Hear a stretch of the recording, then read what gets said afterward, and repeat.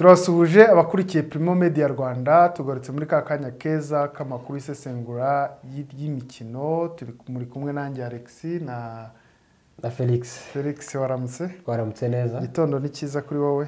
Gitondo kirimo akabeho cyane. Ka gripe ntabwo karimo karakuzonga nko mu minsi ishize ko kari kakomereye nabi. Kanzonze pe ahubwo ari tusoza ikiganiro ndareba ko jya kwa muganga kuko ndumva ntameze neza gusa ariko nta kibazo ntibyabuza gukora amakuru. Ntabwo bibuze kukubangamira mu gusesengura aya makuru y'imikino. Oya nta kibazo. Ni amakuru y'imikino rero agiye kwibanda ku gikombe cy'amahoro cyagarutse, match retour zagarutse, hanyuma nitumara kuvuga ku gikombe cy'amahoro kuri match zihari uyu munsi ndetse no ku munsi w'ejo turaza kuganira ku gikombe cya Afurika cy'ibihugu. Ikipe ya mbere yamaze gutaha byagaragaye. Tuve ku gikombe cya Afurika cy'ibihugu tuze kureba kuri rya rushanwa naryo riri kubera mu gihugu cya Qatar, Asian Cup. Tuze kureba n'andi makuru acaracara ku mugabane w'Uburayi.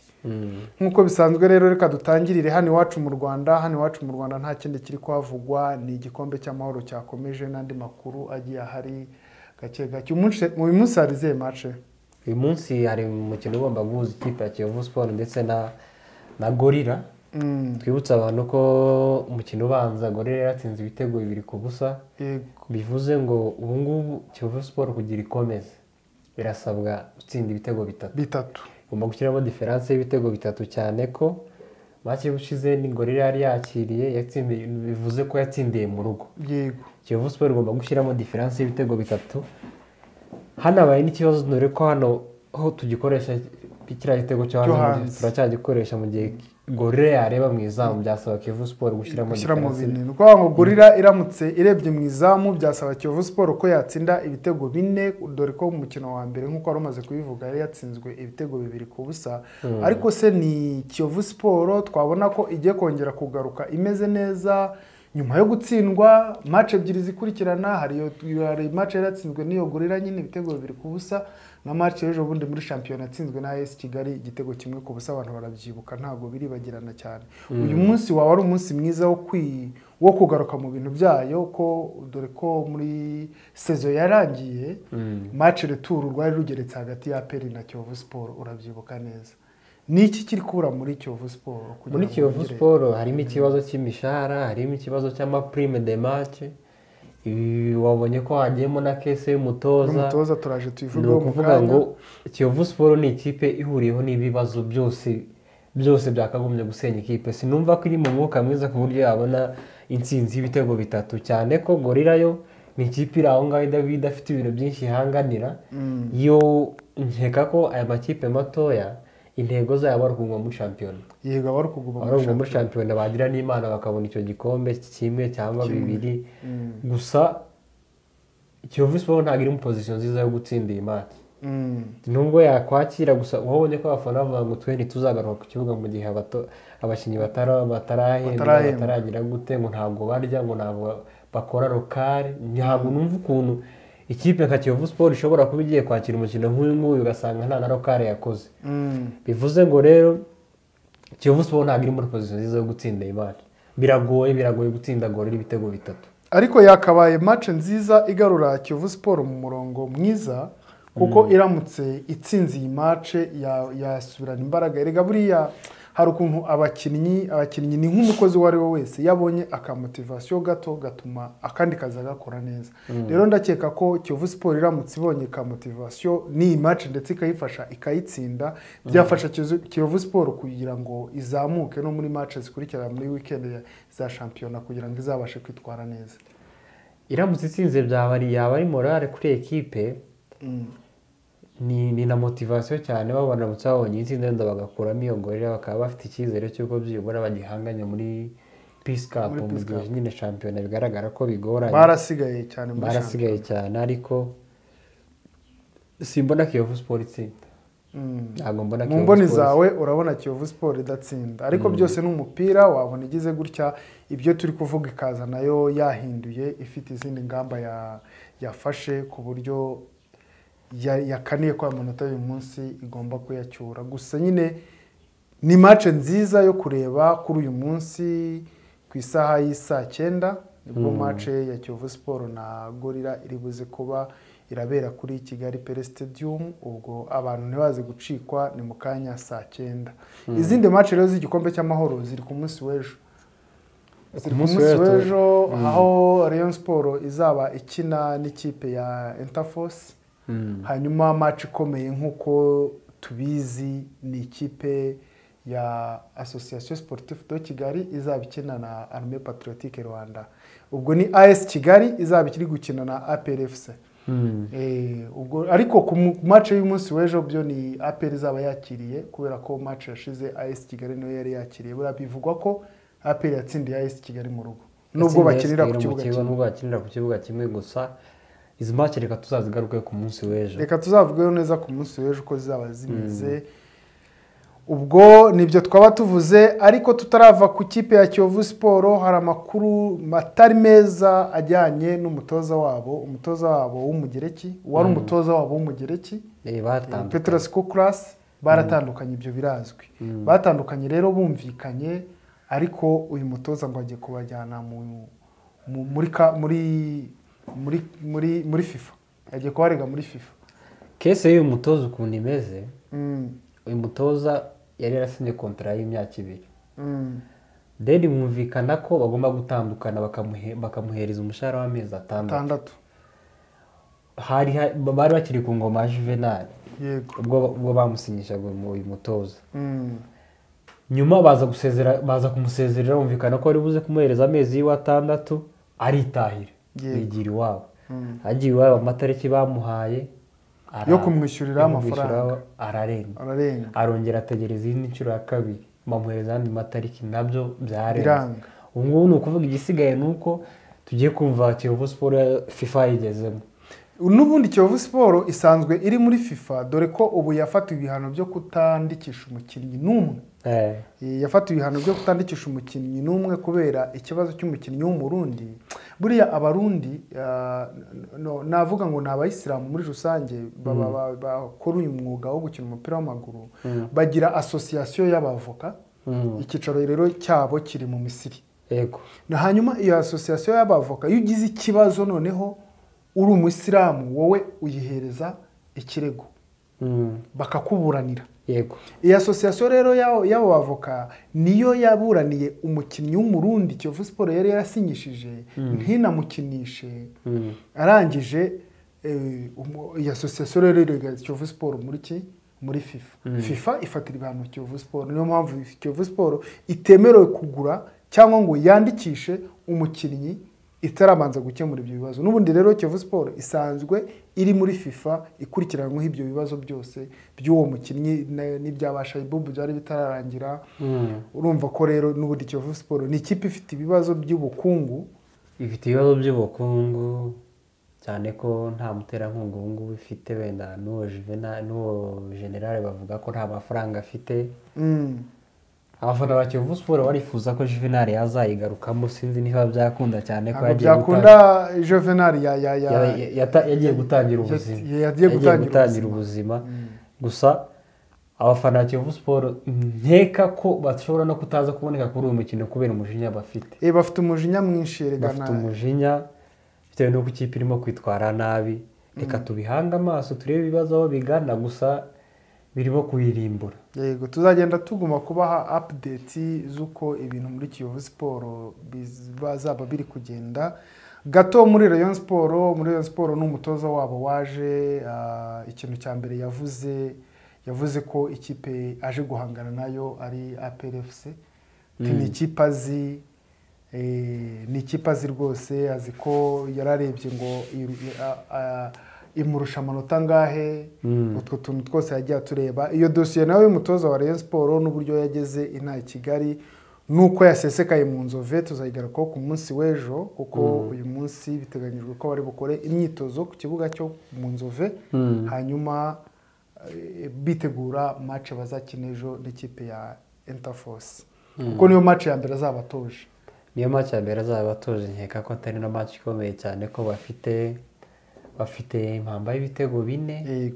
urumva ntabwo ari match yo kwitaho cyane. Yego. Tuzamugerageza muri shampiyona gusa ibyo kuvuga ko aje guhangana na APR, umutoza wese uje mu kipe itari APR agomba kuza avuga ko agomba guhangana na APR FC. Gusa twarabibonye APR ikunze gushobora abatoza b'abanyamahanga cyane ko niba barakurikiranye interview ya Kenisi. Kenisi yaravuze ati umutoza uzaza muri Rayon Sport muri kontra azasinye ko natsindwa na Gasogi batazamwirukana. Kuko urundi Gasogi izamutsinda ngo yirukwanisha abatoza ba Rayon Sport. Urumva rero ahubwo yagombye gutekereza no kuri ibyo ngibyo bya Gasogi United cyane ko shampiyona yarakomeye, nta kipe isigaye yoroshe, nizo za Polisi zirahari, za AS Kigali zirahari. Gusa nyine reka tubihanga amaso tudatinze rero, reka ibyo mu Rwanda tube tubisoreje ahangaha, ubundi turebe ibiri kuvugwa mu gikombe cya Afurika cy'ibihugu. Ikipe ya mbere noneho wa munsi wa gatatu wayishyize hanze. Ni ukuvuga ku mugoroba hakinnye amatsinda abiri. Amatsinda abiri, Cote d'Ivoire ni mu rugo yatsinzwe ibitego 4, yahagaritse ku buryo bushoboka cyane ko babonye n'abafana batishimiye intsinzwi yabo y'ikipe yabo kuko bahise bakora n'imyigaragambyo. Byateje ikibazo gikomeye muri Cote d'Ivoire nyuma yuko batsinzwe ibitego 4 kandi bigaragara ko iriya kipe yakinnye umupira. Yego. Yakinnye umupira. Equatorial Guinea ikirekina umupira kuko nayo kugeza izamutse mu itsinda. Izamutse mu itsinda itanganyije itanatsinzwe. Amanota 9/9. Bivuze ngo itegereje ikipe izaba ya kabiri muri indi tsinda, best loser. Best loser. Gusa ku rundi ruhande ikipe ya Nigeria narabikubwiye ati yatangiye nabi, gusa ni ikipe mbona ariko nayo ntago bishamaje. Ntago bishamaje ko mutera, ariko nkeka ko nibagera muri knockout bashobora kuzaba seriye cyane. Buriya hari amakipe adakomera mu matsinda ariko agakomerera muri knockout. Yego. Bazi yuko ari umukino umwe wawutsindwa ugataha, wawutsinda ugakomeza. Nkeka ko Nigeria izatanga akazi cyane muri iryo tsinda rero. Byarangiye Equatorial Guinea ikomeje ari iya mbere ifite amanota 9/9, ikurikirwa na Nigeria yo ifite 7. Equatorial Guinea ifite 7 kubera ko match ya mbere yari yanaganyije na Nigeria. Nigeria nayo ikagira 7. Ariko Equatorial Guinea ifite ibitego byinshi, ifite ibitego 6. Ni nayo ifite top scorer w'iri rushanwa. Mu gihe Cote d'Ivoire yo turayigarukaho mu kanya gatoya kuko yakinnye muri itsinda. Hangiye kuba iyindi mikino nk'umukino wahuje Cape Verde na Egypt, banganya ibitego 2-2. Egypt rwose nkuko natangiye mbivuga, Egypt ni ikipe iri kuntungura. Bisaba ko bayitsinda ikaza yishyura. Gusa ikintu ngene cyo kwishimira kuri Egypt ni kimwe, nuko idatakaza confidence. Irakomeza igakina, igakomeza igahatana hahandi nta kintu ushobora gukora kugira ngo ikike irakomeza ikakwataka tu. Wanarebye ko na match yo ku mugoroba byabaye ngombwa ko bayishyura igitego cya kabiri kuko Mustafa yari yamaze guterekamo igitego cya kabiri ku munota wa 93. N'ikindi kintu cyiza kuri Misiri wabonye ko Mohamed Salah ntabwo yaba yakigiye mu Bwongereza, ari kumwe na groupe. Ari bya wundi biriya nibyo byari bikwiye kuko iriya ni motivation yo kwereka abagenzi be ko abashyigikiye, pana ibintu byo kugenda kumva ko ari uwa Liverpool cyane kurusha uko yaba ari uw'ikipe nationale. Ku rundi ruhande Ghana yaje kunganya na Mozambique. Ghana yababuze abantu bose. Ikipe yageze ku munota 90 ifite ibitego 2-0 byose. Twibutsa abantu ko byatsinzwe na Jordan Ayew. Yego. Ngewe ikintu ntiyumvisha, ngewe ufite ku munota 90 yaravuze aterekana ibyamire n'ubundi byarangiye. Ati byarangiye. Gusa natunguwe no kugera mu cyumba umuntu agahita ambwira ati ya match baye Drobane ganira iratashe. Muri iri tsinda rero ukuntu bimeze, Cape Verde yazamutse ari ya mbere, yatsinze imikino 2 inganyumwe, ikurikirwa na Misiri yangaje imikino 3. Ghana ifite amanota 2, Mozambique ifite 2. Bivuze ngo Ghana na Mozambique zamaze gutaha. Zo nta na best loser zizakenera kuko amakipe nta best loser zizakenera. Azaba ya gatatu afite amanota 3, andi afite amanota 4. nuko match rero zaraye zigenze mu matsinda abiri yabaye ariko ikigarukaho cyane ni imyigaragambyo yagumye kuba mu gihugu cya Cote d'Ivoire aho abaturage bigaragambije kubona ikipe yabo itsindwa ibitego 4 ariyo yakira irushanwa ni ibintu abaturage batakiriye neza. Ufite ukuntu bimeze muri Cote d'Ivoire ni ikipe ikinamo abakinnyi bakina ku mugabane w'Uburayi hafi ya bose. Ni hafi ya bose bakina. Uretse ko hivanzemo abasigaye bakina muri Saudi Arabia, ba Wesley Fofana. Gusa ni ikipe niyo basinatsindwa igatsindwa ibitego bikeya. Abafana nicyo kintu batiyumvisha. Why ni gute ikipe yaje igikombe cya Afrika? Ikipe ya hostinze igikombe cya Afrika ishobora gutsinda ibitego 4. Igatsindwa mu rugo imbere y'abafana. Ari bya bindi cyo twibaza cyane. Habe nubwo twakwakira igikombe cya Afrika. Sinibwira ko ari ikifizo cyo gutsinda ibitego 4. Oya. Ntabwo bishoboka. Ntabwo bikunda. Wakirisha ufite abafana buzuye muri stade bakureberera bagushyigikiye imbere y'abafana ugatsindwa ibitego 4. Ikipe yasuzuguritse niba warebye na interview ya uyu legend wabo Didier Drogba. Yabuze icyo avuga aracicika.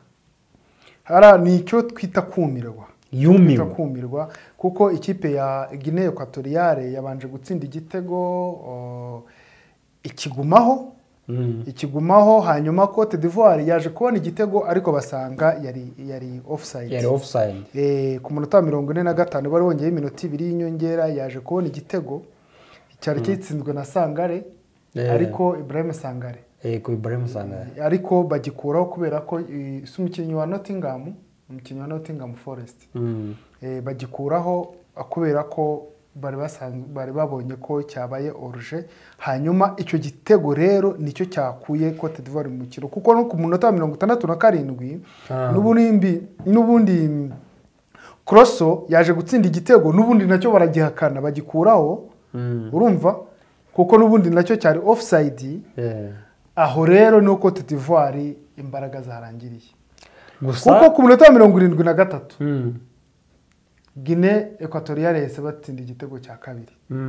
Ku munota 75 ibatsira igitego cyande cya gatatu cyanswe.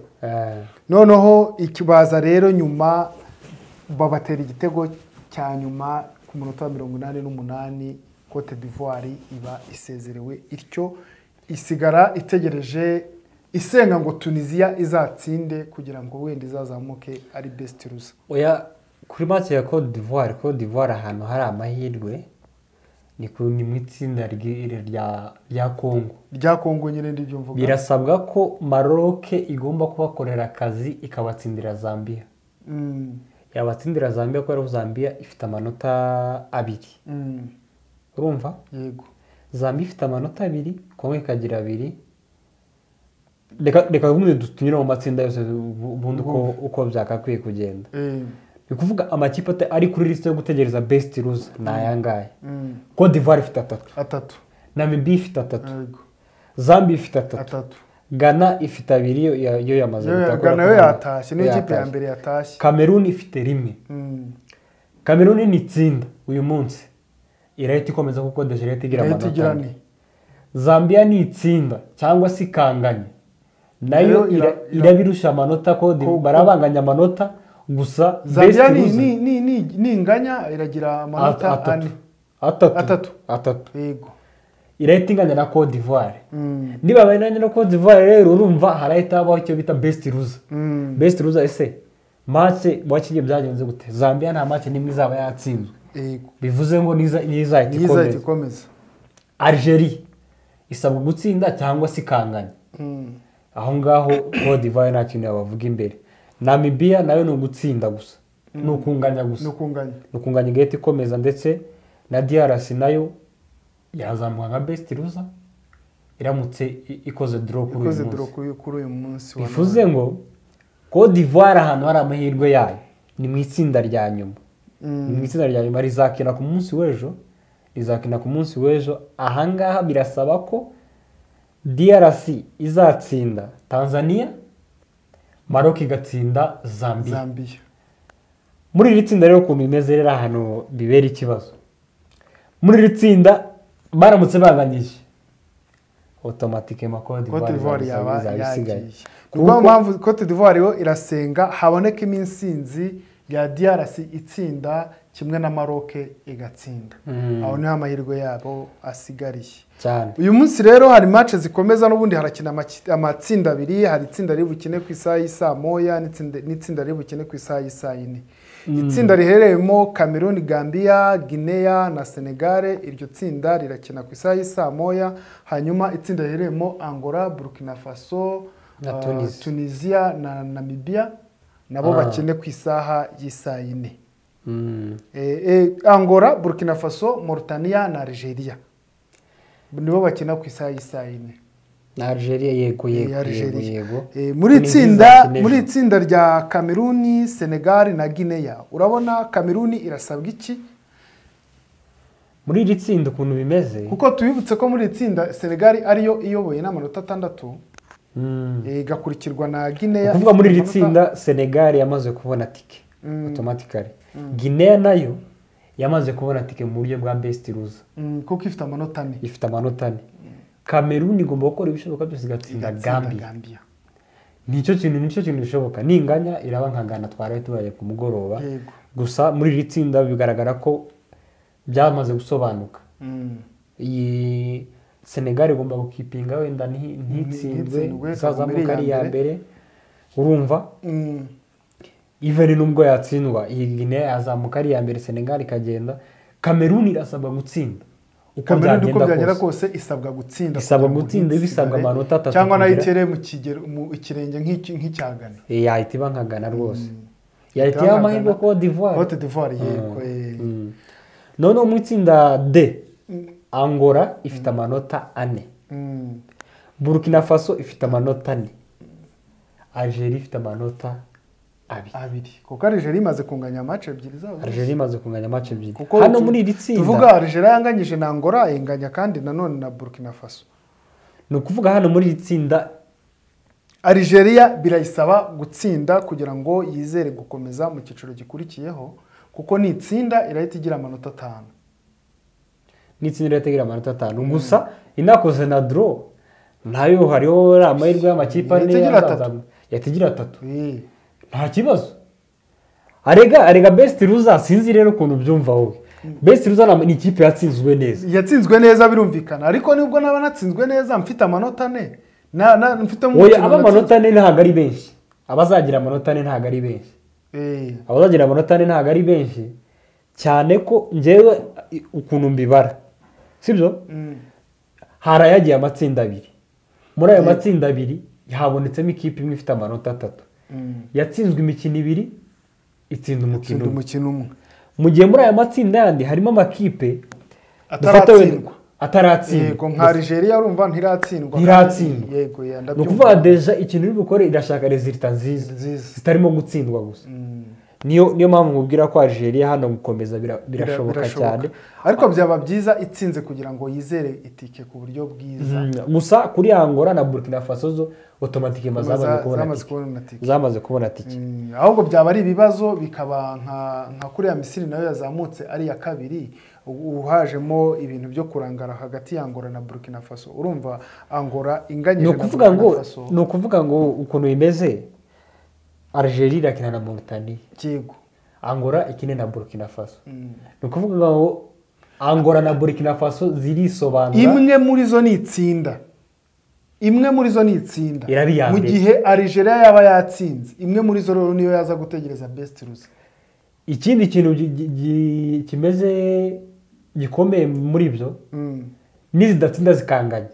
Algeria zamuka ari ya mbere yatsinze. Kuko match zabahuje baranganyije, bivuze ngo barebye head to head nta kintu babona. Bareba none urusha ubundi bitego aho. Bayitare urusha indi bitego. Ibintu byose rero biri mu biganza bya Algeria. Algeria niyo yonyine isabwa kuza gutsinda kugira ngo irebe ko yakomeza. No kuri match Senegal irakina na Guinea bose bamaze kubona tike. Gusa Senegal twabonye ni ikipe itababarira. Senegal ntabwo ikipe itababara, gusa ikipe ifite akazi ni Cameroon. Ifite Gambia igomba kuyitsinda kugira yizere tike. Urumva rero hano birakomeye cyane mu gikombe cya Afurika. Mu gikombe cya Afurika biracyakomeye, amakipe ibyo kwigana noneho ubu byarashize, bari mu gushaka rezilita zifatika zibahamisha muri iki gikombe cya Afurika. Si aha twaba turekeye ibindi tukazabigarukaho ku munsi w'ejo tuzagaruka izindi match zaba tureba amatsinda ya nyuma azakina umunsi wa gatatu, noneho tunamenya ku buryo n'amakipe azagenda ahura mu cyiciro gikurikiyeho. Hanyuma reka dusimbukire nanone ku gikombe kiri guhuza amakipe ya Aziya kiri kubera muri Qatar. Hari imikino yarayibaye ejo, navuye hano nkubwira ko Tajikistan igomba gutsinda. Oya, ku munsi w'ejo twabasobanuye ku bijyanye n'iki gikombe cya Aziya, twabwira imikino hari gusa ngiye ikipe yambabaje ni Qatar yatsinze Ubushinwa, kandi Ubushinwa Qatar yaramaze gukomeza. Ni ikikwereka ko hano ni mu irushanwa, nta byo kubembereza, nta byo kugira undi mpuhwe, ni irushanwa nyine bari no kuvuga muri iri tsinda ukuntu imeze. Qatar yazamutse ifite amanota 9 ku 9. Tajikistan yaje gutsinda nayo itsinda Lebanon igira amanota 4. Ikomeza automatique mazazamutse rebyo Ubushinwa afite 2, Lebanon igira 1. Bivuze ngo Ubushinwa nta kintu bigeze bukora muri iri rushanwa. Ntacyo. Bigaragara ko ikipe yabo itari ku rwego rwa kompeta n'abandi. Ntabwo ku rwego rwa kompeta n'abandi. Nabo ni igikombe rero kigeze ku mukino wa gatatu. Igikombe kigeze ku mukino. Kuri uyu munsi harakina amatsinda 2. Harakina amatsinda 2, harakina Australia ikine na Uzbekistan ku isaha saa 7:30 ni mu kanya. Syria ikine na India naho ni ku isaha barakina saa 7:30 ko bose ni mu itsinda rimwe. Mu gihe Iran iraza gukina, Iran irakina na Leta Zunze Ubumwe z'Abarabu na Hong Kong niyo iri bukine na Palestine. Ako bino bintu babibara gute? Hong Kong si mu Buyapani, ni mu Bushinwa. Ni intara se ko bayigize ifatwa nk'igihugu, ni ibintu bya politike, ifatwa nk'igihugu kuko nk'abanyamerika barayishyigikira, bashyigikira nyine Ubushinwa buyita intara yabo, hanyuma yo ikifata nk'igihugu. Reba nk'uko Zanzibar imeze hano iwacu mu karere. Zanzibar harabifata nk'aho ari igihugu cya Zanzibar. Muri Sekafa ikina ari igihugu.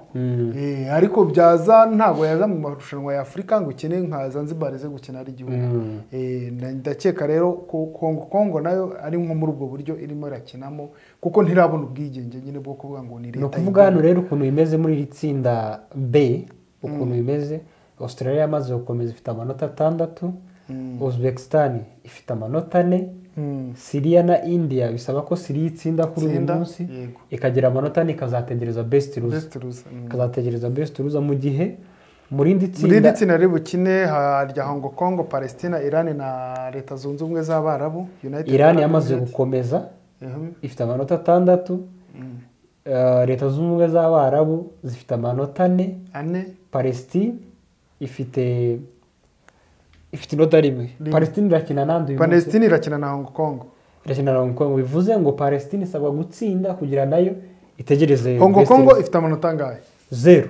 Yo nta kirwanira. Wango Palestine itsinze yagira amanota 4 ikashaka best loser, mu gihe Iran na United Arab Emirates nizo zihagarariye iri tsinda barimo bose. Ni ukuvuga ngo amakipe nabo ngubu bavuga ko ategereje third place cyangwa umwanya wa gatatu wa best loser. Hari Bahrain ifite amanota 3, Indonesia ifite 3, China ifite amanota 2 gusa. China yamaze gutaha ntabwo mbona. Ubushinwa bwatashye nta. Syria yo ifite inota 1 gusa, ifite umukino ishobora gutsinda igakomeza. Oman nayo ifite inota 1, ifite umukino yatsinda igakomeza. Palestine ifite inota 1 yatsinda igakomeza. Urumva hano mu gikombe cya Aziya haracyarimo inzira nyinshi, biracyashoboka cyane. Biracyashoboka rwose. Hanyuma ya finale yashize rero iraba igikombe cya Aziya nuva twaba tugisoreje aho ubundi tukareba iyi mikino uko bivuze ko bigenda uyu munsi. Finali ya Super Coupe y'Abataliyani yabaye yaje kwegukanwa n'ikipe ya Inter de Milan itsinze ikipe ya AS Roma igitego kimwe ku busa. AS Roma yaje kubona Napoli yaje kubona ikarita y'umutuku. Yaje kubona ikarita y'umutuku y'uyu muhungu wa Simeone, Giovanni Simeone. Yaje kubona ikarita y'umutuku gusa yari match itagaragayemo ibintu byinshi uretse igitego cya Captain Lautaro Martinez kiri mu kavuyo kenshi ntiwamenya uburyo bari abatipe bataka. Ni atake wambwiraga y'uburyo bagenda basa n'abahekeranye ntabwo uri bumenye ngo ninde uri buze kugutsinda igitego ntabwo bishoboka. Gusa yari finale nziza kuri Napoli nyine ntabwo byayikundiye ko itwara igikombe cyane ko yari yaratwaye shampiyona. Yego urumva Napoli ni ikipe igaragara nkaho ifite umunaniro muri iyi minsi irimo irakukuza igerageza kugaruka mu nzira nziza ariko ni ikipe igaragara ko ifite umunaniro muri iki gihe ntabwo irimo iritwara neza mu buryo bukwiye. Inter rero ni ikipe yo navuga ngo iri ku muriro. Inter irashyushye imeze neza habe muri shampiyona iratsinda iri mu bihe byiza rwose ifite n'abakinnyi bari banyotewe icyo gikombe banyotewe ibikombe cyane. Nk'uyu kapitene Lautaro Martinez ni umuntu ubona ugira ishyaka cyane nubwo atarongera amasezerano gusa bafite icyizere cy'uko azongera amasezerano. Yari umukino mwiza gusa twibutsa abantu kuri ya mutoza ni Super Coupe ya gatanu atwaye ari umutoza ataravuga ari umukinnyi Inzaghi. Urumva rero ni ibintu byiza cyane ku Bataliyani. Ari umutoza ni Super Coupe ya gatanu atwaye havuyemo ibyo yatwaye ari umukinnyi. Yego. Hari rero match ziteganyijwe kuri uyu munsi ku mugabane w'Uburayi reka bariho dusoreza ikiganiro cy'uyu munsi. Uyu munsi Copa del Rey irakomeza Super Coupe ni Copa del Rey ikomeza muri Espagne. Ikipe ya Celta Vigo irakina na Real Sociedad. Celta Vigo uziko isigaye itozwa na Rafa Benitez wahoze muri Newcastle na Chelsea na Everton na Real Madrid. Ntabyo narinzi namenye uyu munsi ni usigaye utoza Celta Vigo. Hari igihe ibintu bigenda nyine bikanguka isanga muri yo hasi gusa nakamaci keza ko kureba cyane ko Celta Vigo nta bintu byinshi na niyo Real Sociedad. Twibutse abantu ko Real Sociedad yatakaje abakinnyi bagera kuri batanu. Hari bane bari mu gikombe cya Afrika akaba n'aka kana Take kari mu gikombe cya Aziya. Bivuze ngo rero waba ari umwanya mwiza wa Rafa Benitez kubona cyane ko Celta Vigo dakunze gukoresha cyane abirabura. Bivuze ngo ni umwanya mwiza wo kugira atsinde. Ni umwanya mwiza wo kugira atsinde niba ushobora kuba waratakaje umwataka ugatakaza abamediateri babiri. Bivuze ngo ufite imbaraga nkeya jewe simbona Sociedad itsinda. Celta Vigo ishobora no kwitsinda gusa kandi hano ni match imwe nanone naho gataha ni match imwe gataha ukigendera nta bintu byinshi. Ikindi gikomeza rero ni mu Bwongereza aho bari buze gukina FA Cup. Haraza kuba umukino umwe wa Chelsea ntabwo ari FA iyi niyo bita Carabao nyine FAL Cup English Football League Cup yego. Ni semifinal. Umukino rero ubanza muri uyu mukino uri buhuze Middlesbrough na Chelsea. Middlesbrough yari yatsinze Chelsea yari yatsinze igitego kimwe ku busa gusa Chelsea ariko uyu munsi bari Stamford Bridge. Uyu munsi bari ku kibuga cya Chelsea gusa n'umutoza yavuze ko Moses Caicedo ari muzima ashobora kuza muzima gusa biriya bibazo biba rero mu bihugu by'abakinnyi cyane cyane abo ku mugabane wa Amerika y'Epfo bijya bibafekta cyane. Birabafekta cyane urabona ko nta mukinnyi wo muri Amerika y'Epfo cyane cyane abaza mu Bwongereza uba wemerewe kuzana famiye. Uri ku bibazo byabaye ku mukinnyi wa Liverpool ababyeyi bwe bashimutwa. Buriya urabona ko ni umuntu ufite amafaranga afite uburyo bwo kubaho afite uburyo yubatse mu gihugu cy'Ubwongereza. Ni umuntu wagakwiye rero kuzana ababyeyi be cyangwa famiye ye ikaza ikamwegera ariko ntago babyemera ko ababyeyi baturuka muri Amerika y'Epfo ngo bazi. Nibyo rero biri kuba kuri Moise Caicedo urumva ababyeyi be baracyari muri Ecuador, kandi muri Ecuador harimo ibibazo byinshi byihebe, aba gangster ntago ari ni aba gangster barimo barateza umutekano muke, rero bishobora kwafekita umuntu kubera ko ushobora kubura aho ariko ugatekereza ibijyanye na famiye yawe. Uribuka umukinnyi w'umunyasudani ukinira Rayon Sport, nawe yamaze igihe adakina kubera intambara zari ziri muri Sudani. We yaricaraga agatekereza se umuryango wanjye muri Sudani ubayeho umeze gute. Buriya inshuti ye buriya yari yigendaga akajya kureba Shaibubu muri aperi, akaba ariwe byibuze baganira, kuko niwe bahuje igihugu, nibo bahuje nyine amateka, baraganira akumva ko yongeye gusa kuri Chelsea ni ikipe ifite abakinnyi benshi bari mu mvune n'abandi benshi bazima. Ni ikipe itarafatisha ngo ubone umwimerere wa ikipe bashaka. Gusa urumva nyine bafite Kaserido utari buze ushobora kuboneka cyangwa ntaboneke, niyo yaboneka ntiyitange 100%, ntatange ibyo afite 100%. Gusa ndabona Chelsea ishobora kuza kuva inyuma igatsinda, cyane ko abo ba Enzo Fernandez ni bazima, ba Sterling ni bazima, ba Palma ni bazima. Ndabona Chelsea inda gusa nayo igomba gutegereza uzarokoka hagati ya Liverpool na Fulham. Gusa Liverpool iri imbere kuko ifite ibitego bibiri. Yego yatsinze Fulham kandi yari yatsindiye kwa Fulham. Oya, kwa Liverpool yari yatsindiye Anfield, bivuze ngo izasura Fulham ku munsi w'ejo. Rero ndabona Chelsea na ahantu hari amahirwe honyine. Niho isigaye igikombe, niho asigaye igikombe, ikareba ko uyu mwaka w'imikino warangira bigenze neza. Reka dusoreza hasi, nzi niba hari iyindi nkuru waba ufite watubwira hanyuma tugasoza. Oya, nta yindi nkuru mfite, ntayo, cyane ko kubijyanye na transfer tuzazibagezaho ku munsi w'ejo. Abafana ba Chelsea baba bitegura bita Karim Benzema ashobora kugaruka, uretse ko nabonye andi makuru amwerekeza mu ikipe ya Mureze ya Lille ya Rio. Sinzi, gusa Chelsea ni iri imbere cyane.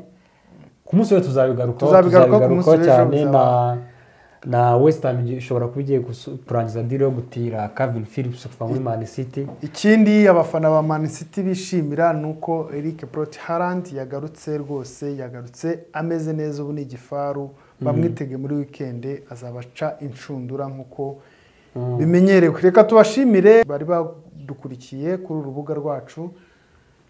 Nawe ngushimire, wakoze cyane Felix. Nawe wakoze cyane. Yego, reka tubashimire, mugira amahoro y'Imana.